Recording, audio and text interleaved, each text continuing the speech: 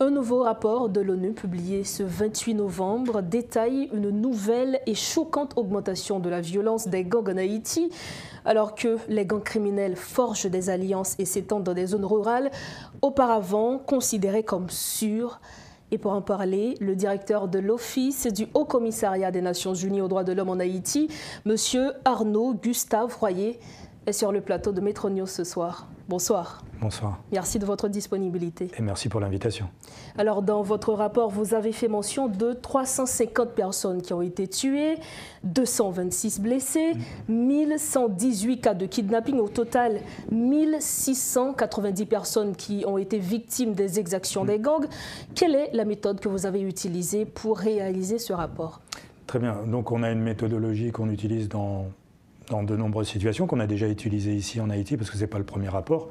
C'est-à-dire qu'on a des équipes qui se déplacent à travers le pays, et on a fait plusieurs visites dans l'Artibonite, notamment au Gonaïves, où on est resté on y est allé plusieurs fois, et on a pu interroger un peu plus de 95 personnes, parmi lesquelles des victimes directes de ces violations, des acteurs étatiques, des représentants de l'État, que ce soit représentants de la police, représentants de la justice, et des membres de la société civile, et aussi des acteurs qui fournissent des services, notamment services de santé et autres. Donc on s'appuie sur des témoignages, on va dire. Des témoignages directs et aussi des témoignages d'acteurs.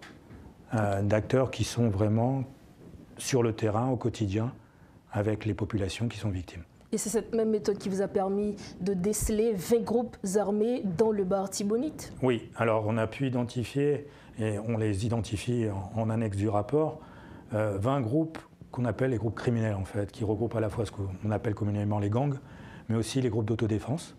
Donc on a à peu près établi ce nombre, avec bien sûr une identification des leaders de ces gangs, et aussi à peu près, ce qui nous semblait intéressant, le nombre de membres constitutifs. Et c'est là où on arrive à peu près au chiffre de 750, en sachant qu'il y a des groupes qui peuvent atteindre 100, des groupes qui peuvent être simplement réduits à une vingtaine d'éléments. Donc on a ces 20 groupes criminels, plus à peu près le nombre de leurs membres. Alors, vous avez parlé de groupes d'autodéfense.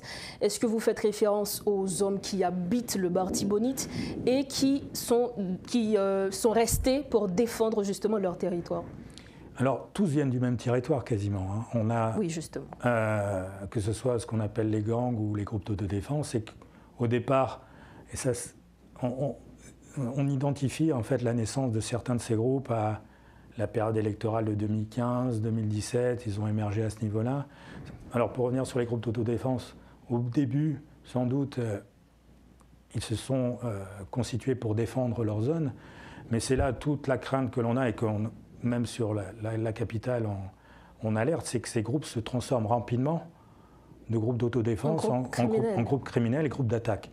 C'est-à-dire qu'il voilà, y a cette transformation progressive en raison de la violence qui perdure, et les modes opératoires qui évoluent, et les intérêts aussi économiques parfois qui changent.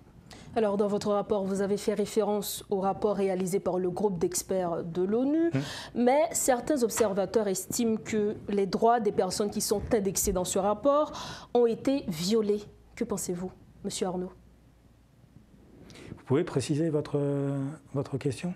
Oui, alors, dans le rapport du groupe des experts de l'ONU, certains observateurs, je dis bien, estiment que les droits des personnes qui sont indexées dans ce rapport, justement, leurs droits ont été violés. Que pensez-vous à ce sujet? Donc, pour revenir sur le rapport du panel d'experts auquel vous faites référence, il s'inscrit dans le cadre de la résolution du Conseil de sécurité qui a établi un embargo ciblé sur les armes notamment, et sur les individus et entités qui seraient susceptibles de supporter les groupes criminels en Haïti. Donc il y a le cadre légal qui est établi. Donc ils ne sont pas hors cadre légal, ils rentrent eux-mêmes dans un cadre légal. Ils sont venus, je pense, à plusieurs reprises ici, ils sont aussi collecté un certain niveau d'information, et arrivent avec des informations indiquant qu'un certain nombre de ces acteurs seraient nommés, seraient susceptibles donc d'appuyer les membres des gangs. Ça, c'est un point. Le deuxième point, c'est que le mécanisme de sanction en soi aussi, parce qu'on y fait référence, nous on demande simplement à ce que le Conseil de sécurité mette à jour la liste, mais on pourra peut-être y revenir par la suite. Mais il y a un mécanisme, et c'était une question qui m'était posée ce matin, d'entrée, donc d'être listé, mais aussi un mécanisme de délisting, ce qu'on appelle. Donc à ce niveau-là, il y a un mécanisme, et aux Nations Unies, on respecte bien sûr les droits des victimes, mais aussi les droits des personnes qui sont accusées d'avoir commis des crimes, parce que toutes les personnes ont effectivement droit à une défense, ou droit à être défendu. Mais le mécanisme permet cela, parce qu'on peut être délisté. On me posait la question ce matin, est-ce que c'est permanent ? C'est des mécanismes qui sont mis en place par le Conseil de sécurité, mais pour l'heure, moi je dirais qu'il n'y a qu'une personne qui est sur la liste du Conseil de sécurité. Vous parlez de chef de gang. Voilà, il n'y en a qu'un. Et c'est ce que nous on demande. Ce qui est le plus important, c'est peut-être cet aspect. C'est que pour l'instant, il n'y a qu'une personne sur la liste du Conseil de sécurité établie par les Nations Unies, donc il y a plus d'un an. Et ce qu'on demande, suite justement au rapport du panel d'experts, c'est que le Conseil de sécurité se penche sur la mise à jour de cette liste. Parce que je crois que c'est aussi une demande des populations haïtiennes.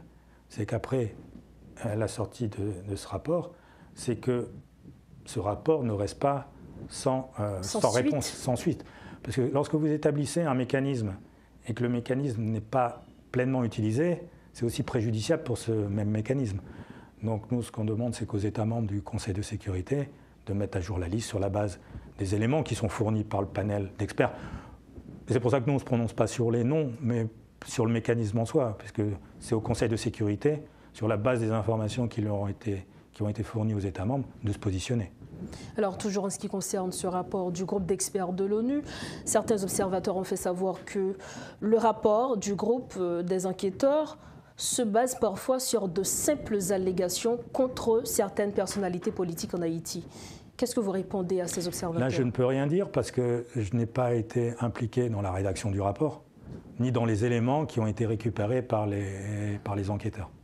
Alors, le haut-commissaire des Nations Unies aux droits de l'homme, dans votre rapport, vous avez fait mention du peu de moyens que dispose la PNH pour contenir la violence en Haïti. Quelles sont les initiatives que vous pouvez recommander pour renforcer justement les capacités de la PNH et à restaurer l'ordre, on va dire? Alors, et là, c'est important de revenir sur le nombre de groupes qui sont présents et le nombre potentiel d'éléments des gangs dans cette zone. Vous allez voir pourquoi je vous dis ça. Donc 20 groupes et à peu près 700 à peu près, selon nos éléments.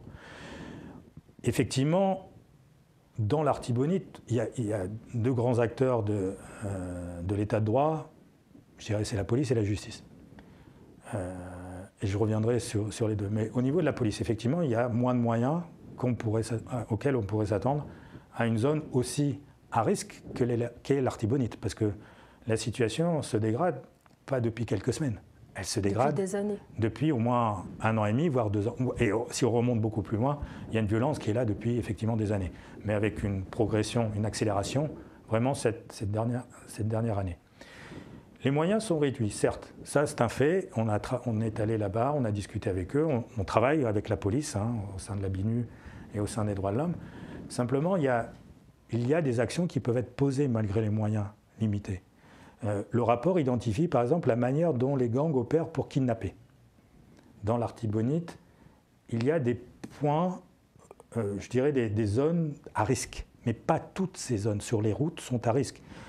Donc il y a la Croix-Péris par exemple, cet endroit, il y a d'autres endroits qui sont des passages obligés des commerçants et des usagers de la voie publique. On les connaît ces endroits. Il n'est pas impossible, malgré des moyens limités, à augmenter une présence policière dans ces endroits. On sait aussi, on établit ça dans le rapport, la partie sur les alliances, qu'il y a des alliances entre groupes et que certains groupes se replient sur la ville des Gonaïves. Un contrôle de la route des Gonaïves n'est pas impossible, puisqu'on explique qu'il y a un groupe qui est connu et qui se replie, donc qui opère dans certaines zones et se replie sur la ville. C'est des actions donc, qui peuvent être menées. Et c'est un message aussi que l'on envoie, parce que l'une des recommandations est bien sûr pour nous le déploiement rapide de la mission multinationale d'appui à la sécurité, mais c'est un moyen. Il y a parallèlement à ça d'autres actions qui peuvent être menées malgré des moyens limités. Je vais revenir maintenant sur la justice, permettez. Concernant la justice, si vous vous rappelez, en septembre-octobre 2022, des manifestations ont touché l'ensemble du pays, dont les Gonaïves. Au cours de ces manifestations, donc, certains éléments des gangs ont attaqué le tribunal, les tribunaux en fait, les différents sièges des tribunaux des Gonaïves en détruisant matériel, saccageant les installations, brûlant les dossiers. Ça fait plus d'1 an qu'ils sont dans cette situation. Donc effectivement, ils sont logés, quand on les a visités, ils étaient dans un ancien entrepôt de la MINUSTAH de l'époque, où ils sont logés là, impossible de travailler dans ces conditions. Donc vous voyez, c'est des actes, les reloger ou réhabiliter peut-être une partie du bâtiment ou les reloger ailleurs, ce n'est pas impossible. Il ne faut pas une force internationale, une mission internationale pour le faire. Donc des actes comme ça peuvent être posés, et je pense qu'il y a beaucoup d'acteurs sur le terrain qui sont disposés à... Parce qu'ils vivent au quotidien, que ce soit les populations, les représentants des différentes autorités de l'État, ils vivent cette situation au quotidien. Non, c'est des actes donc, qui peuvent être posés dans l'attente du déploiement de cette force multinationale, de cette mission multinationale. Alors, Monsieur Ray, est-ce que vous pensez qu'il s'agit d'une simple question de volonté ou le problème est au-delà de cela, si l'on tient compte des personnalités politiques dans le Bartibonite qui sont impliquées dans ce rapport, qui sont indexées dans ce rapport? Je parle notamment de Yuri Latortue, de Profane Victor, de Garcia Delva. Est-ce que ce problème, c'est un manque de volonté selon vous? En fait, quand je regarde les différents niveaux de possibles interventions, ce qui me semble, c'est que parfois, il y a une déconnexion entre les réalités des populations qui vivent en dehors de Port-au-Prince et ce qui se passe à Port-au-Prince. On est à peine à 100 km au nord de la capitale. Ça fait 1 an et demi que la situation est comme celle-là. Et ça se dégrade en fait, c'est ça, il y a une expansion, et c'est pour ça qu'on alerte, une expansion. Désormais, entre le nord de la capitale et Saint-Marc, c'est inaccessible. Il n'y a aucun moyen vous le voyez aussi au quotidien, de prendre cette route. C'est-à-dire que c'est une sorte de métastase qui est en train de se passer dans cette zone. Alors, il y a des acteurs sur le terrain qui sans doute veulent prendre des actions, et effectivement, il y a un besoin de prendre conscience, que ce soit au niveau, je dirais, international, et c'est pour ça qu'on le signale, mais aussi au niveau national de ce qui est en train de se passer, parce que l'impact que ça a, c'est non seulement sur les populations, mais vous avez un retour sur la capitale et sur d'autres régions. Je vais dire pourquoi. Dans ce rapport, on mentionne aussi un nouveau type de victimes, les agriculteurs, les populations qui cultivent la terre. Qui vivent de ça, notamment. Qui vivent et qui produisent aussi. L'Artibonite, comme vous le savez aussi mieux que moi, est un des greniers du pays. Justement. Et lorsque vous voyez que les acteurs, donc les gangs, ciblent les acteurs du monde agricole, que ce soit sur l'extorsion, le rançonnement pour accéder aux terres, le vol des récoltes quand il y en a, empêcher les mouvements de commerçants, notamment les Madame Sarah, qui ne peuvent plus circuler, donc qui ne peuvent plus alimenter les marchés, les attaques sur les canaux d'irrigation. Vous apercevez que s'il n'y a pas déjà une prise de conscience, mais des actions qui sont menées pour permettre et reprendre le contrôle de cette zone, l'impact n'est pas uniquement pour l'Artibonite, mais pour l'ensemble du pays. Et je pense que ça se sent aussi sur la capitale et sur d'autres régions avec une inflation. Il y a plusieurs raisons à l'inflation, mais quand vous ne pouvez plus circuler et commercer... La question de sécurité... Oui, il y a un impact, je dirais, mécanique sur la vie au quotidien des acteurs de Port-au-Prince. D'où l'intérêt des acteurs de Port-au-Prince qui peuvent décider de prendre effectivement les décisions qui sont nécessaires. Alors nous allons revenir un petit peu sur la mission multinationale d'appui à la sécurité en Haïti. Comment le BINU prévoit-il, selon vous, de collaborer avec les autorités haïtiennes pour s'assurer à ce que la mission, tout se passe bien en Haïti? Ce qu'on espère déjà, la venue. Alors ça, je me permettrai de ne pas répondre à la question parce qu'elle ne fait pas partie du rapport. Et au niveau des droits de l'homme, on se focalise essentiellement sur les questions des droits de l'homme, donc si vous avez l'opportunité de poser la question peut-être à d'autres représentants, je ne pourrais pas prendre position et le rapport ne porte pas sur ça. On appelle simplement au déploiement rapide, et ça c'est important, je pense, c'est au déploiement rapide de cette mission. C'est-à-dire que c'est une mission d'appui. Alors il ne faut pas oublier que c'est un appui et que c'est là pour appuyer la police haïtienne et en vue de protéger les populations. C'est-à-dire qu'il ne faut pas non plus, je pense, et c'est un message aussi qui est important pour nous, de shifter les responsabilités, de faire basculer des responsabilités sur des acteurs. Moi, mon rôle premier est d'appuyer les autorités, d'appuyer la police, de travailler avec la police, de travailler avec la justice, pour qu'ils puissent justement regagner ces territoires et protéger les populations, parce que les premiers acteurs de la protection des populations en Haïti sont les autorités. Justement. Alors, parlant des droits de l'homme, comment est-ce que vous évaluez le travail des organismes de défense des droits humains en Haïti? Pour finir, monsieur. Vous en avez de très connus, vous en avez de moins connus. Tous travaillent, je pense, je l'espère, dans le sens de, justement, de l'amélioration, déjà de tenter d'empêcher une détérioration de la situation des droits de l'homme. Beaucoup sont en lien avec nous, aussi en lien avec eux. Je pense notamment, pour revenir sur les organisations de droits de l'homme dans l'Artibonite. Il y a qui ne portent pas forcément, vous savez, il y a plein d'associations qui sont actives dans l'Artibonite. Je pense aux associations de Madame Sarah. Il y a des associations aussi qui défendent les droits des personnes déplacées suite aux exactions, parce que il y a quand même 22 000, plus de 22 000 personnes qui se sont déplacées. Et non seulement elles se sont déplacées, mais elles se sont rapprochées des centres urbains.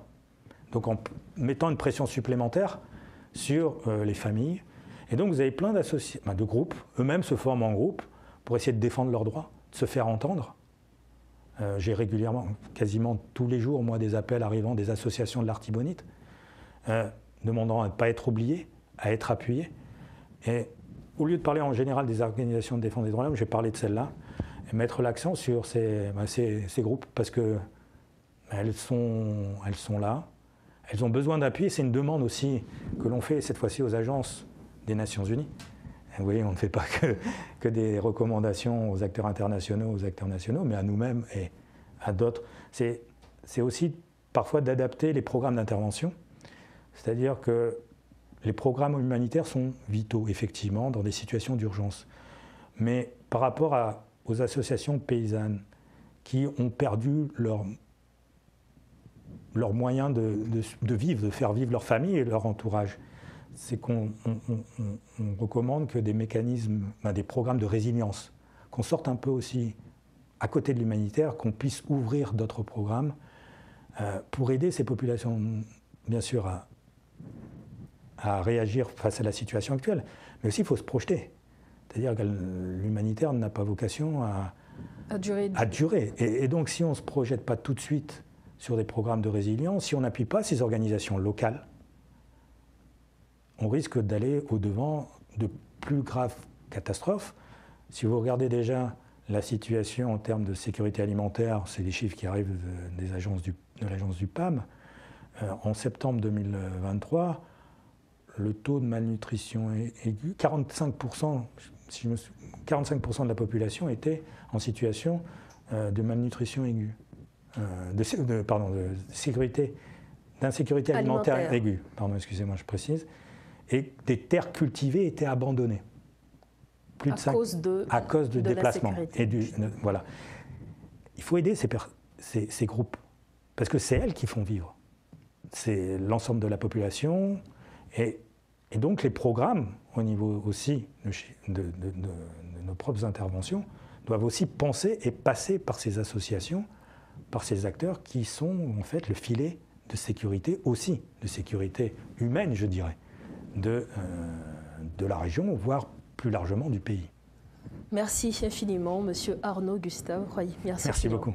Alors, on le rappelle, vous êtes le directeur de l'Office du Haut-Commissaire des Nations Unies aux droits de l'homme en Haïti.